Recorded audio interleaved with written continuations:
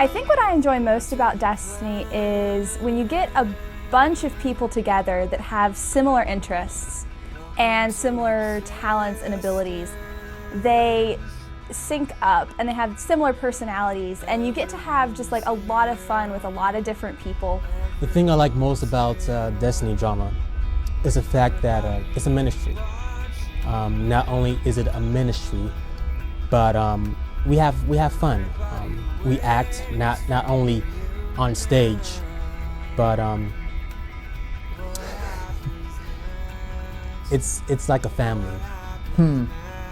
Well, you're probably gonna hear a cliche here, but definitely love the people. It's a really big thing for me. It's a real pleasure to work with them. So, yeah, it's really awesome. My favorite thing is probably that moment right before performance, because the hype is strong, we're all excited, we're like, is this gonna, we want it to go as perfect as it can, and there's an adrenaline rush right before you go on stage. You're at a new place, new faces, and you're bringing a message from a school that's far away sometimes, and it's really exciting. You're right about to go on stage and it's right about to happen. It's a fun moment. I'll have to say probably that we act more like a family. It's really amazing how close we actually have gotten. We call our director Mama Lisa, and we also get a lot of things done, and we work hard, but we have a ton of fun at the same time. I'm a senior. I'm not a graduating senior, but I am a senior. And this is my first year on Destiny, which is a tragedy, partly because I've always looked for a place that I belong on campus. I've tried many different groups and clubs and activities, but I've never really found a group of people that I really enjoy and that are like-minded and really honestly just think the same things are funny. And that's probably what I like the most. I mean, I probably should say, oh, I love the reactions of people, and I do love the reactions of people after a show, but it's kind of like I've found my tribe. And if anyone that has been in a college or even just a school setting to find a place where you belong, it can be the most wonderful and impacting thing for the rest of your life. And I can honestly say that's what I enjoy the most about Destiny. Probably my favorite thing about Destiny Drama is the opportunity that we have to experience relationships, family, unique closeness in a group in a setting that's also outreach. We do a lot of stuff together as a group. We spend a lot of time together throughout the year, and I think that kind of closeness is something that you don't get with a lot of other groups on campus. I think my favorite part about Destiny Drama is the, inherent elements to it, which is the traveling. I like to get off campus and to be able to meet other people and to experience other church services. And the team that I get to travel with, I really enjoy being part of a little family. My favorite thing about Destiny Drama, honestly, and it's going to sound very cliche, but it's the people who are in it. Every year it's a different experience, and every year at the very end I end up just loving the family atmosphere of everything. There are so many learning experiences, and not just for the people who are on it, but for myself, and by the end we become this little family, and that's kind of my favorite part of Destiny. Love me anyway. I am the sweat from your brow, but you love me anyway. I am the nail in your wrist, but you love me anyway. I am Judas Iscariot, but you love me anyway. See, now I am the man who yelled out from the crowd for your blood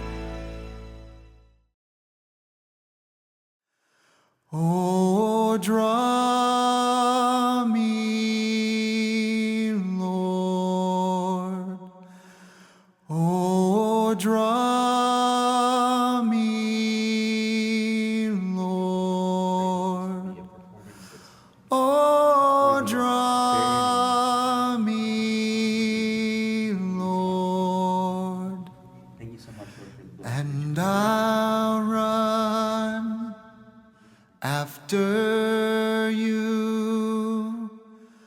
Oh, draw me, Lord.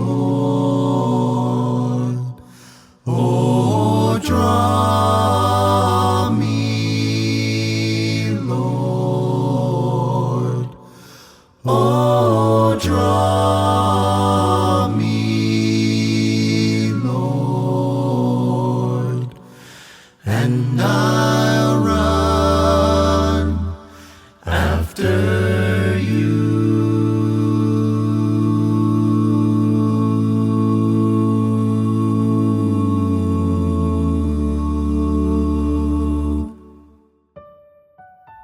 Destiny Drama has enhanced my spiritual life in the very simple way in that it's forced me to be in community. This last year I've kind of lived a little bit of ways at a distance from people, but Destiny Drama has been one of the most reliable ways in which I've been in a community.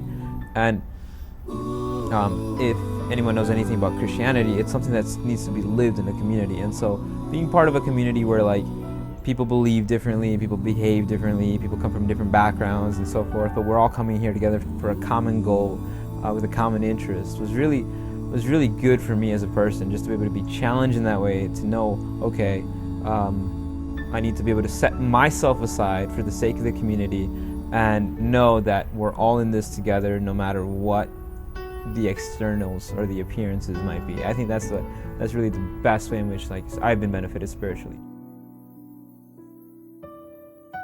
I didn't think that the skits that I would do would have an impact on me personally, but things that have happened over the past, like even since I've started college, I'm a senior, and things that I have learned from the skits that I have done and have watched other people do, like they make a bigger impact when I actually realize that yes, the things that I am saying that may get old after a while from after doing them over and over again in rehearsal, they actually do make an impact on people because they make an impact on me.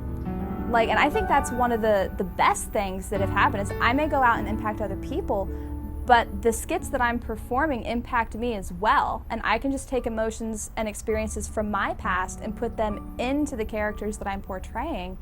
And it opens up my eyes and is a spiritual benefit to me as well as to other people.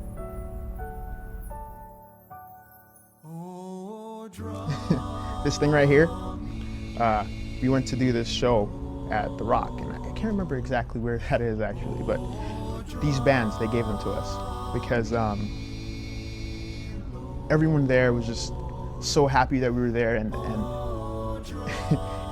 one of the announcers actually got up and he cried because of all the things that he had put into it, and it was all coming together, and it just felt really good to be there and be a part of touching all of people's lives, you know. So you can look out on the crowd and just see it on their face that they were glad we were there ministering and stuff like that. So, yep. We get to talk one-on-one with kids. We do Sabbath school study in the mornings when we do travel. When you have a message from God, you can't live out of His character, because if you're living out of His character when you're not performing for Him, then you're not going to exude His character. You're not going to exude His spirit. So I'll say for me, I have to, be a little bit harder on myself when it comes to the things that I listen to, the things that I watch, and I just have to. It just makes me focus a little bit more on Christ so that I can reach the people that He will want me to reach. This little boy grabbed his mom and pulled on her shirt and said, "Mommy, Jesus is so great," right after this thing I did. And she didn't tell me until like later that night. That was a church service at like 11 o'clock in the afternoon. But she came up to me personally and said, "You really touched my son's life." And I was expecting her son to be like 13, 16 in high school, because it was kind of a deep part. But this little 6-year-old kid just got it. He got the whole message wrapped up in just a couple of words of, "Mommy, mommy, Jesus is so great, look what he did." And he was so excited about it, and he gave me a hug, and that was just the best thing ever. Ugh.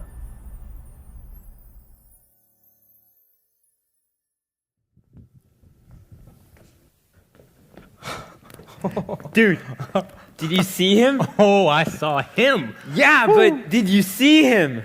Dude, are you kidding me? I saw him. He was doing amazing things. Just the other day, I was out by the city gates. And you know, there is that guy who begs for money every day. Yeah. He's blind and he's always seeking a handout. Mm-hmm. Some people walk by and they just ignore him. Some people are mean to him. And others pretend like the guy's not even there. But then, he showed up. He was there. I couldn't believe it. He started talking to the guy. He stoops down and is having a conversation with the blind guy. And I was like, what? Why would he be talking to this guy? But then, the craziest thing happens. He bends down, picks up some dirt, and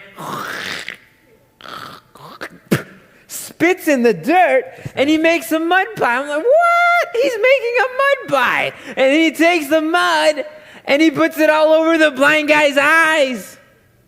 All over. And then he tells the blind guy to go and wash. And so the blind guy's like, yeah, I think I will. You just put mud all over my face. So the blind guy goes and washes. He wipes his eyes, and boom! He can see. He can see.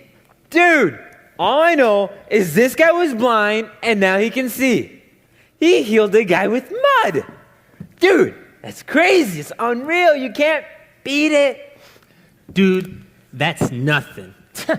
That's nothing. I saw him over by the cemetery the other day. Cemetery? Why? Why was I at the cemetery? Yeah. I was in a dark place. It was scary. It was dark. Excuse me? Don't judge me.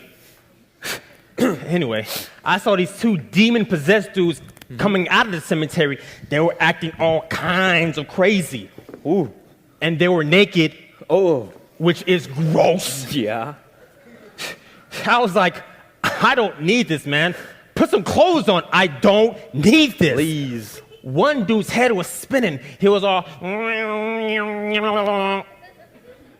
And the other dude, he was like saying stuff like in Latin or something. Latin? Like a... Kirby Diem. They were walking around the neighborhood, slapping and hitting people. Yikes. Then... What? He showed up. He showed up, stopped, and just stared at those crazies. Just stone cold, like an old Western movie. Oh, like a Clint Eastwood. Yeah, Clint. He was all.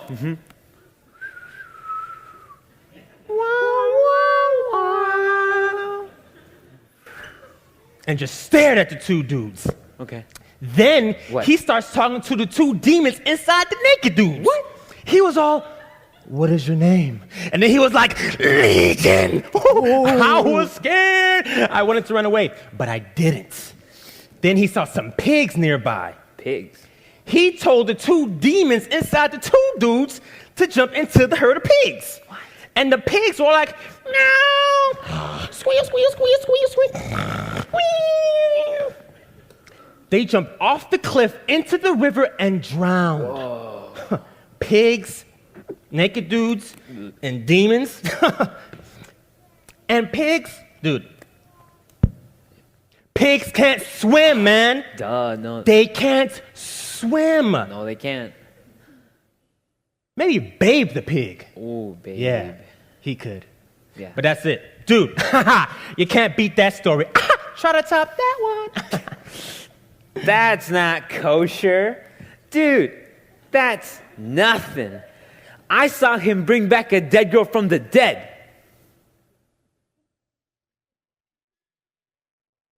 Dude, it was crazy. So the family's all having a funeral, right? Everybody's crying, my baby, my baby. The flutes are playing. People are going crazy. Everyone's there. Grandparents, aunts, uncles, neighbors, cousins. I mean, some people were there just for the free food. He was. Ah. But then he comes in. And he gets everyone outside, right? Except for mom and dad. And once he gets everyone outside, he takes the girl's hand and boom! She gets up and goes back to living. Then he tells him to go get her a sandwich. Get her something to eat. Dude, she just died, man. And now she's eating a bologna and cheese sandwich. Bologna? Isn't she Adventist? Ooh, must have been a Boca burger. Oh, like a Morning Star, Yeah, huh? veggies, With the little patties. Debbie on the side. Zebra cakes with the little thing. And and when you eat, and then dude, you... dude, that's not the point. It's little Debbie's. The point is that she died, and now she's alive. She was dead, man. D-E-E-D. Dead. Homegirl was dead. And now she's alive. You can't beat that, man. Nope. Dude, that's nothing. I saw him preaching to a crowd of people, like 5,000 or more. Okay. After he was done preaching, everyone was out hungry, right? People's stomachs were... Been there. Wow. And they were cranky because they hadn't eaten, right? Get it. They were like, somebody feed us, or someone's gonna get injured. Ooh. Then he sees a kid with 5 loaves of bread and 2 fish. Okay. Little kid trying to make a quick buck, you know? So he takes the fish and the bread. He looks up to heaven, puts a blessing over it, and he sends out his disciples with the food in the baskets, and it's enough food to feed 1, 2, 3, 4, 5,000 people. What the fuck? And get this. There was some left over. Leftovers? There was some left over. What? Yes.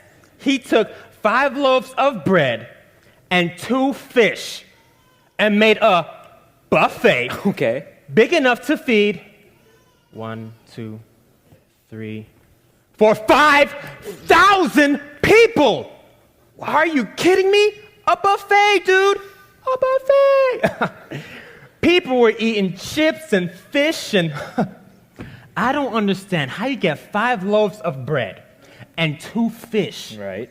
and make a buffet big enough to feed 1, 2, 3, 4, 5,000 people. Oh, are you kidding me? That's a Dude, lot. you can't top that.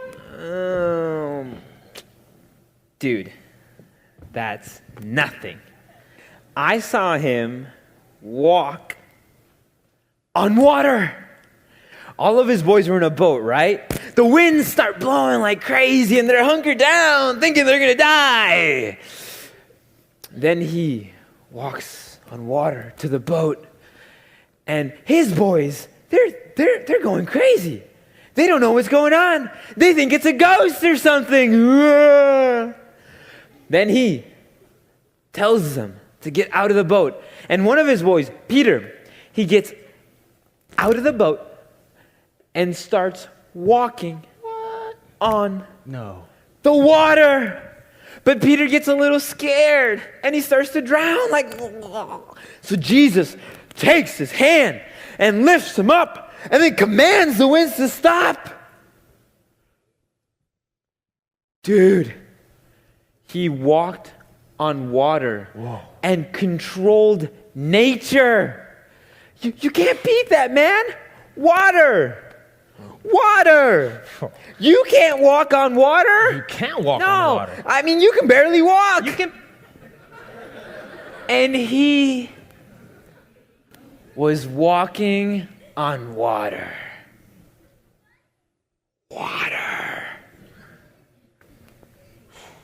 Dude, That's nothing. I saw him take a mother who was sick. They told her she only had 3 weeks to live. He healed her, and now she's been living for over 3 years. Dude, that's nothing. I saw him take the life of an addicted drug user. He changed his heart, and now he's been clean for 3 years and is a pastor at a church. Dude, that's nothing. I saw him take a girl who was suicidal. On more than one occasion, she tried to take her life. He gave her life's meaning, and now she lives for him, and now her life has purpose. Dude, that's nothing. I saw him take a group of teenagers who were living for themselves. He changed their minds and attitudes, and now they live for him and their community. Dude, that's nothing.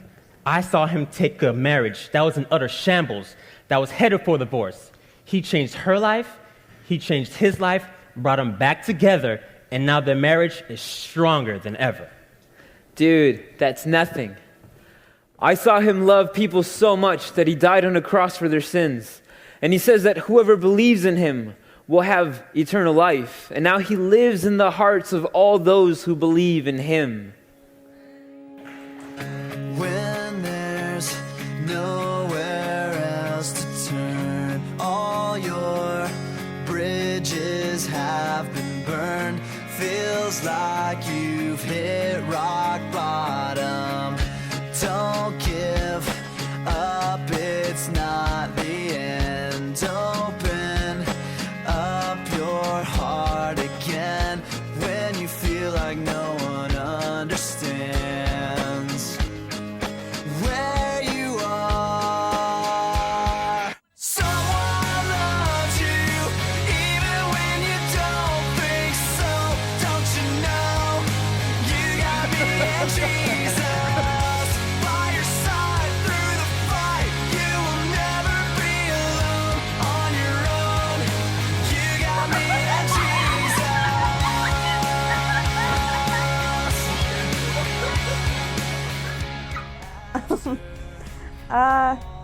There's a lot of funny moments, and there's more funny moments than anything. Like just being with each other. I mean, it's a road trip, every trip. It's ridiculous. But I think the most, probably the thing I will remember the most is we did our first show, really my first show, not our first show, but my first show in Texas, which was a big trip. And we traveled for a really long time, and of course, because it was Texas. And what had happened before this trip, almost a week before this trip, was that my grandfather had died. And I loved my grandfather very much. He was the best man I have ever known. And there's a part in the piece that I had to do that I have a lot of pain, and God takes it away from me. And the whole thing, I didn't know I was gonna feel this way when I went out there, but while I was doing it, it was the first time I had ever performed it. It was really powerful to me, and I actually did cry. Like, I'm supposed to look like I'm crying, but I actually did, because the whole time I was thinking about the pain my grandfather is in and how God has released it and how beautiful it is to realize that he'll be in his arms one day. And I cried, and I had to say a piece at the end. I said my piece, but right at the end I had to walk off stage. And this was the part I'll remember the most, because right when I walked off stage, I collapsed, but I didn't collapse into the floor. I collapsed into Aaron and Destiny's arms, 2 girls on the team. And like I said, this was our first show. We didn't really know each other that much. I liked them, of course, but they didn't have to do that. And they held me, and I cried, and they didn't even know why I was crying, but they did. They just held me, and it was one of the best things, because it was like all my emotion came out at that one moment, in that one instance, for that one circumstance that I hadn't let out yet, and they were there for me, and I treasure them because of that still. We went to this one church, and there was this little girl who sat next to me and Winston, and she was, very interested in what we were doing, and I finally told her I had to go on stage, and so I went up on stage and I was doing the main monologue, and it's a little sad, And afterwards, her mom came up to me and said, oh, she was so worried about you guys because she thought you were actually hurt. And said that she was really happy when she found out that we were just acting. Probably the memory that sticks out to me the most is the car rides. What we do is a lot of touring, and so we have a lot of trips packed in a little van together, and it gets pretty crazy. I specifically remember, for some reason, the song Peanut Butter Jelly Time seems to come back every year. I've been on it for 2 years now, and you know, the unique characters that are brought to the group, you know, when that song comes on, you should just see the people react to that. It's unlike anything I've seen outside of that, and you know, it's a memory that really sticks out to me the most. Okay, one that I'm thinking of off the top of my head right now, we're all in our hotels and in our hotel rooms, and we're playing Guitar Hero, you know, after after doing a show, and it was so much fun, and all of us just jamming out, and it was awesome. Of course, that's just one of the most cool, memorable moments with Destiny. So I think one of the things, and it's not really one moment particularly, it's kind of a theme. It's the times that we spend with people in the hotels after performances, or even before a performance. Like when we're sitting backstage waiting to go on, we're waiting for the last song, we're waiting for our cue, like those are the times when we're just goofing off and we're just having fun, but yet we're serious at the same time. Like we know what's happening, you know, we've already gone through sound check, we know that we're ready to go, we've learned our lines, and it's just those moments before a performance are just really fun and relaxing. And then after performance, just chilling with people and having fun, traveling. We all travel in one big van, so it's all fun to just go with a group, you're not separated. And just hanging out in hotels afterwards, in between performances, and just getting to relax is just a really nice thing. And when you can relax and have fun with a group of people, it's a lot better than just by yourself. Chili's. After one of our performances, we went out. After a lot of our performances, we try to go out as a team to celebrate. It usually ends up being a Saturday night because we'll perform for the whole weekend. And one of the times we went to Chili's, and we had so many people that had been a part of Destiny and had been, you know, helping with that event, and we all went together, and there were so many of us squeezed into Chili's that we literally had to stand outside and sit on the benches and squeeze into this little tiny waiting area of the restaurant. They told us it'd be like an hour wait, and nobody even cared because we were having such a great time. And like several of the girls and I all squeezed into this little cubby, and we're trying to take a picture, and it was a lot of fun. One of my most memorable moments in Destiny. There are so many, I can't choose because I can't single out anyone because everyone brings something to the table, and I can talk about almost anyone, and I have a story about everyone. My favorite memory during Destiny Drama was a couple weeks ago when Lisa let me teach Sabbath school. I had a good time teaching young, it was a youth Sabbath school, and I had a great time with them. I felt like they were engaged. But my favorite part of it was at one point where I had asked a particular student to share an answer with about what I was asking, and they were kind of on the phone, and so I kind of called them out in a humorous way, and so they put their phones away and then they started to engage, and that same student became, that same kid basically became one of the most engaged ones for the rest of the program. And I think what really hit it over the edge was at the end. At the end, he came up to me and said, "Hey man, I really appreciated that. Usually people just tune out and don't pay attention, but that was kind of fun to listen to you share." I think that was my favorite memory. Just recently, we were all gathered just to talk about the end of the year and kind of recap some stuff that had happened, and Bryant's just laying on the floor and he's just being very silly, saying all he wants to do is act. He just wants to act. That's it. And we were just all, I think, tired from the end of the year, but it's just little things like that. There's not one massive, each trip is different, and each trip has good things that happen, tiring things, and everything else, and all just wrapped up into one. But really, it's just little things, and it's the fact that we can be that comfortable around one another and silly and funny and just, kind of let our hair down and have that relaxing time. I've had a lot of the students say that you know, this is their little getaway. You know, when they come to rehearsal, it doesn't feel like work, that this is their little getaway to have fun and hang out with their friends and do stuff. So I think all of those combined equate to good memories. I would recommend that others become a part of Destiny for sure, especially if they're interested in traveling, if they're interested in drama, and if they're interested in doing ministry. I think that they need to keep in mind that there is a ministerial element to the entire experience, so that if you just want to act for the sake of acting, then this might not be it for you. But if you do want to act and you do want to incorporate God and you're comfortable with prayer involved in drama, then I think definitely you should try it out, especially if you like the school that you're attending, if you like Southern, and if you like those other things that I mentioned, then I do recommend it. To someone who's considering Destiny Drama, I would say it's an experience unlike any other. There's a lot of groups and a lot of things to do on campus, but Destiny Drama is unique. It's a lot of time spent together touring, a lot of time spent together rehearsing, practicing, and it's not something that should be overlooked. When I look back at college, people ask, what did you do in college? I did Destiny Drama, and I really enjoyed it. I prayed about it a lot when I was going into it. I really thought I didn't get the part. I auditioned and I was like, that bombed. That was terrible. They hate me. But I prayed to God, look, if you don't want me to get it, don't let me get it. If you do, do.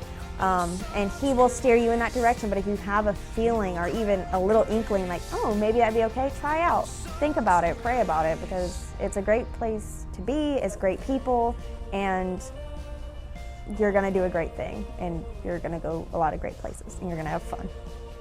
I would say join Destiny Drama because it's like a family, and we learn about each other, and we learn more about God, and we're going to different cities every week and reaching out to people, different parts of the nation, and it is a great experience, and I would recommend it to anyone who has a heart for God and who would want to spread His message. I'd say you should definitely try out for it. This is an experience that you will not regret.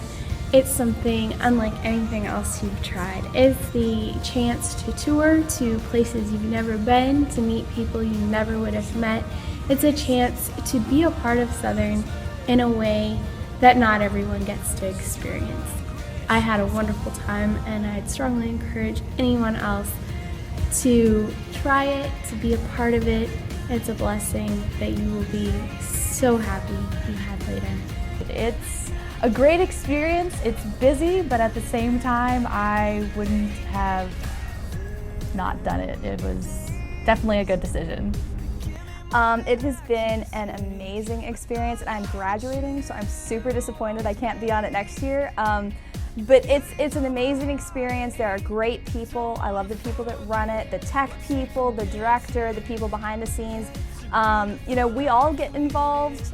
We're not just actors. I'm an actor, but I also help with staging and setting up and help with tech and everything. It almost feels like, it sounds cliche, but it feels like a family experience. And it's a mini family on a campus when a lot of us are away from home. And it's just nice to have a group of people that I can turn to and be like, yeah, they got my back if I need them. Do it. That would be my exact words, just do it.